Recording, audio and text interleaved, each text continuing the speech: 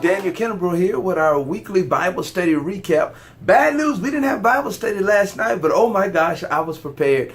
I've been reading in Mark chapter 5, and right now I want us to start thinking about where we're going in 2019. I know we're still in 2018, 2 months left, but as many people make New Year's resolutions in 2019 or set goals, if we don't want to call them resolutions, in 2019, a lot of times we don't accomplish those things because we aren't prepared. And the reason we're not prepared is because the big question is, do we really believe that we can do those things?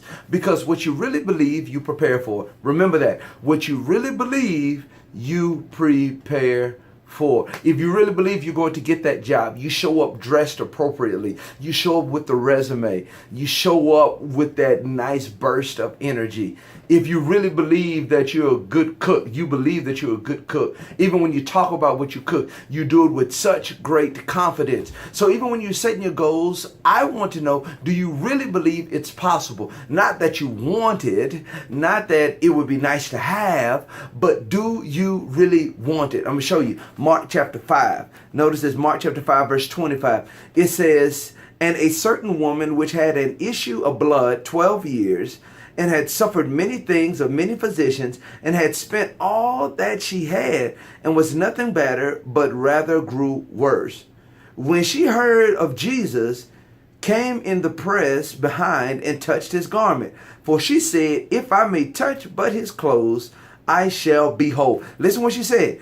For she said, "If I may touch but his clothes, I shall be whole." Listen, she had a belief that determined her actions. She believed that touching Jesus' garment, she would be healed. Now, because she believed that, a couple things she did. Number one, she broke the rules. She said, even though I'm unclean, I got to get to Jesus. So I'm going to get through the crowd. I'm going to reach down and touch his hem. It took effort.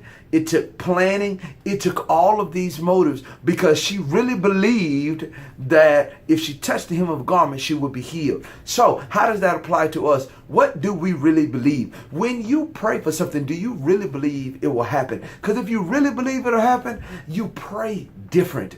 You pray with more fire. You pray with more consistency. If you really believe your prayer makes a difference. Does that make sense? If you really believe that God has a word for you when you show up at church on Sunday, you don't check notifications on your phone. You don't get distracted by everything. You don't talk about what people are wearing because you really believe that what the preacher is saying is most important. Do you see how your beliefs determine your actions? And this is what we must do spiritually and secularly. We have to make sure that our beliefs structure is in place. And if our belief is right, guess what? Our actions will align with what we believe. So if you got bad actions, my big question is, what do you believe?